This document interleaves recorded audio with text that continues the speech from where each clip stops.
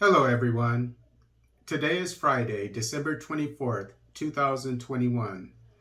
Ethiopia government claims capture of Tigrayan city from rebels. This article is taken from the East African. And although it's called the East African, you can see that it's written by Westerners or allies of Westerners like Indians, etc., or people from the Near East. You be the judge. Ethiopia's government said on Wednesday its soldiers had recaptured a city in southern Tigray from Tigrayan fighters, marking its first major advance inside the war-torn region in many months, and dashing hopes for peace following a rebel retreat. So dashing hopes for peace following a rebel retreat. Okay. Okay, so they start a war, and then when they start losing, they take their weapons back with them, excuse me, to their hometown and expect not to be followed. You see how one-sided this article is? But let's go on.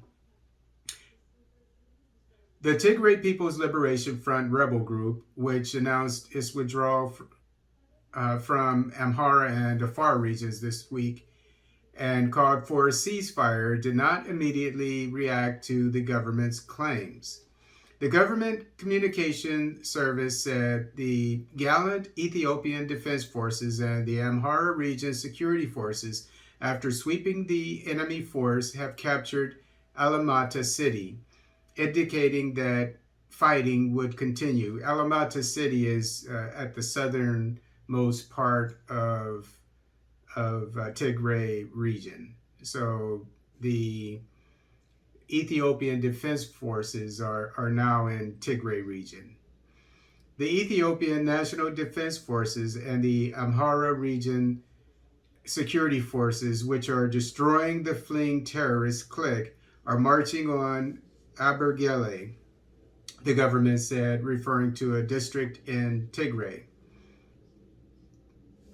Although unconfirmed, the TPLF pullout from Amhara and Afar had raised hopes there would be talks to end the brutal 13-month conflict that has killed thousands and created a humanitarian crisis with hundreds of thousands on the brink of famine.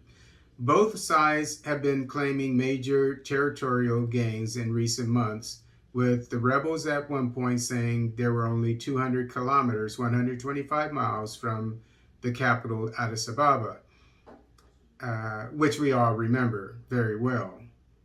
But since Prime Minister Abiy Ahmed, the 2019 Nobel Prize winner, headed to the front last month, according to state media, the government has claimed to have retaken a string of key towns, which is true. And which is why, you see how they're saying the government has claimed. I mean, it's more than claimed if they're retreating back to their hometown, the TPLF that is. The government dismissed Monday's withdrawal announcement by the TPLF as a cover-up for military setbacks.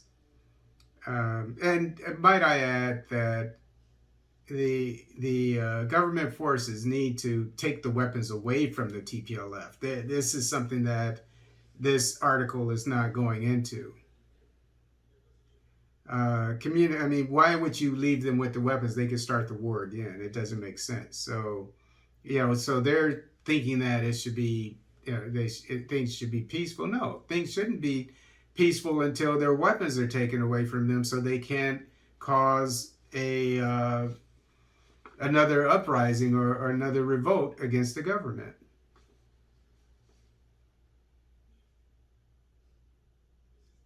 Okay, communications have been cut in the conflict zone and access for journalists is restricted, making it difficult to verify battlefield claims. Yes, if you write like this, if I were Abiy, I wouldn't let you on the battlefield either. He's let some reporters on there, obviously ones who are fair, but this newspaper is obviously one-sided. It's not fair.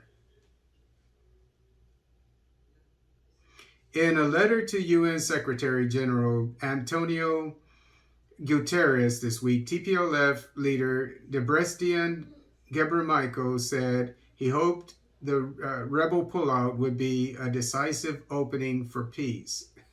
Well, how about laying down your weapons being a decisive opening for peace? And why not go to the AU, Ethiopian man, and not the UN? It shows you how they look out. It shows you who their friends really are. But an African Union-led effort to broker a ceasefire has so far failed to yield a breakthrough. The TPLF had previously refused to leave Amhara and Afar unless the government ended what the rebels described as a humanitarian siege of Tigray.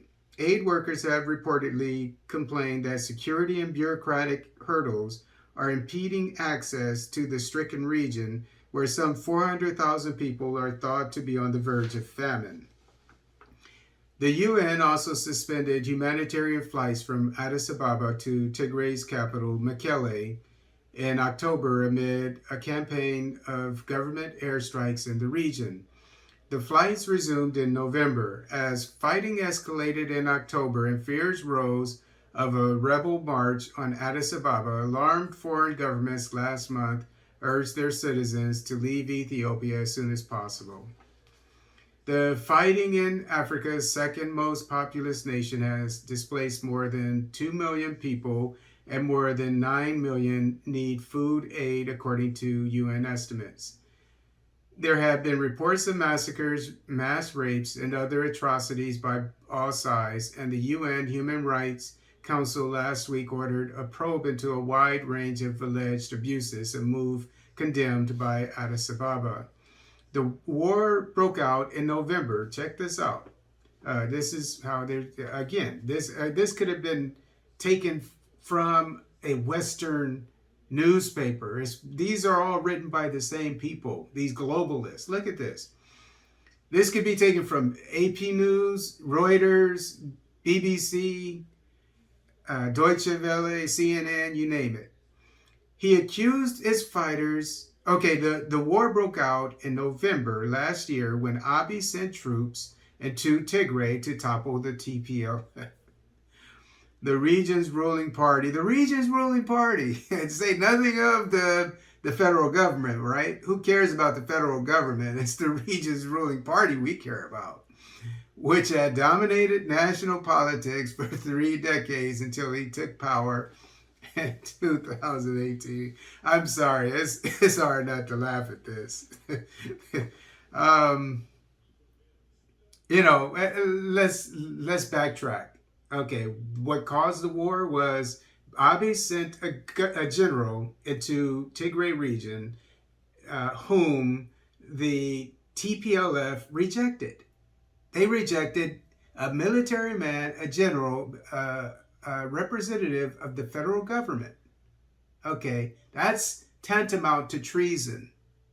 Okay, and then they attacked the military bases, the Northern Command federal military bases in their region, in Tigray region. That's what started the war, people. Western media, and you know it. You're lying. Okay? He only went and responded to the attack of his people. The attacks against his people, I should say. He accused his fighters of attacking army camps. As far as I know, that's a given. That's a known fact. I'm not even going to say as far as I know. The 2 different representatives, high representatives at the very top, spokesmen for the TPLF admitted it. One after he denied it. And then later he admitted that they attacked the Northern Command bases. So what in the hell is this Western slanted newspaper saying he accused his fighters of attacking army camps? Come on. But the TPLF mounted a shock comeback, recapturing most of Tigray by June and then advancing into Afar and Amhara. Western Tigray, which is claimed by Tigrayans and Amharas, has been occupied by Amhara forces since the war erupted, triggering large-scale displacement and U.S. warnings of ethnic cleansing.